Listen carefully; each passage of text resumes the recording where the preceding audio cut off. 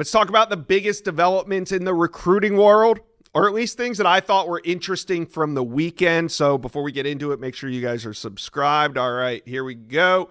What recruits are asking for most? I thought this was really interesting. Article from Pete Nakos on the front page of On3, and here's a graphic with the 4 most asked amenities. You got cars, houses, chartered flights, and land.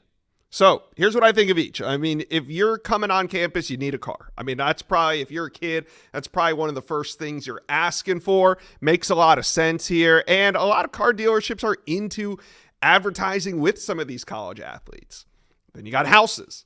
I mean, why not? Who wants to live in a dorm? This is a no-brainer. If you're giving me the option of sharing a bathroom with 4 other students, or I can ask for my own house, it's a no-brainer.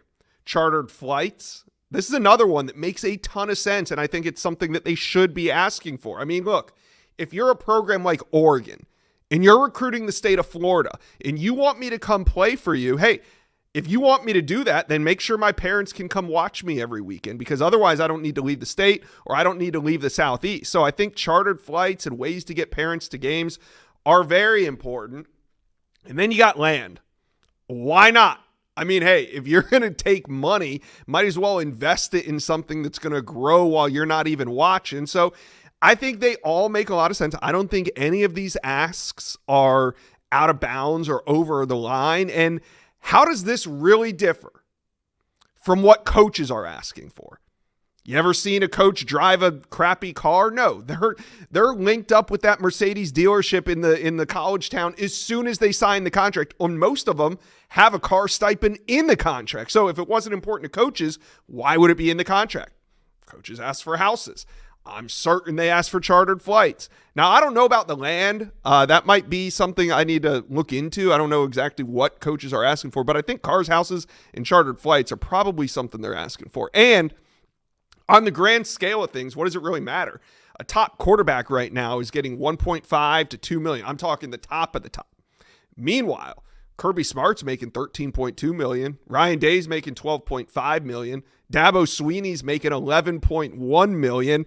And they're still asking for cars in their contracts. So I just thought this was interesting. It's how the players are spending or what they're asking for. But really, how is it any different than what coaches are spending their money on? I don't know. All right. Up next, offensive tackle Emmanuel Ihenacho. He is locking in official visits. The number 2 offensive tackle in the country.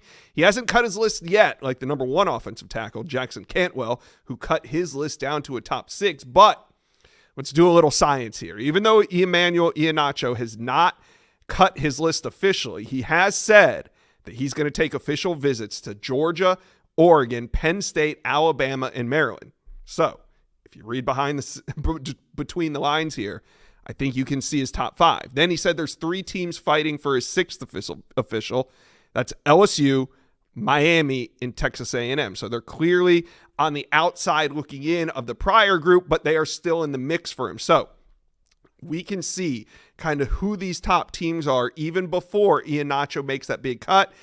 The team that sticks out here to me is Maryland. And the reason why is they already have On3's number 1 overall Zion Ely committed to him.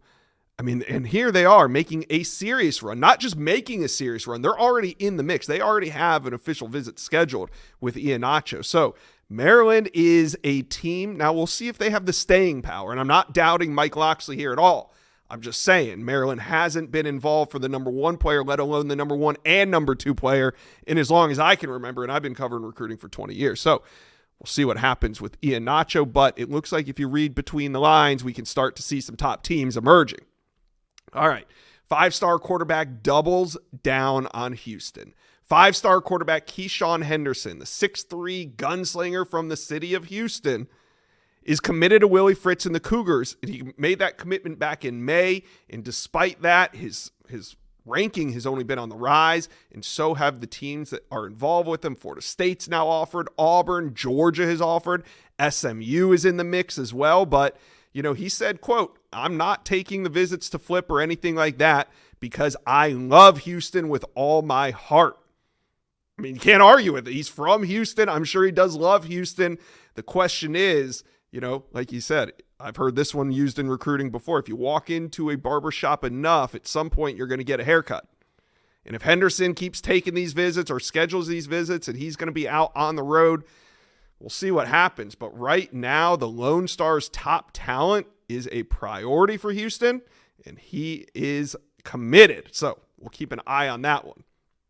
LSU jumps into the mix for Jonah Williams. Oregon 4-star quarterback commit was at USC 2 weekends ago. There was a lot of buzz around that. Would Lincoln Riley be able to flip him? But now LSU is a major player as well.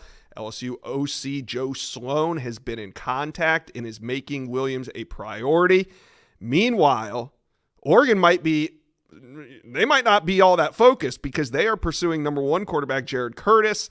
And Williams is continuing to move forward with his recruitment. He's, quote, weighing out all his options, end quote. Sounds telling there, but the On3 industry tabs Williams as the number 1 prospect in Illinois, the number 63 recruit overall. We'll see where his ranking ends up, but right now he's one of the highest touted quarterbacks in the country, and he might be looking around. So there are the major developments from the weekend. You guys let me know, what do you think is most important? Also, are the recruits asking for the right things? Let me know, comment section below.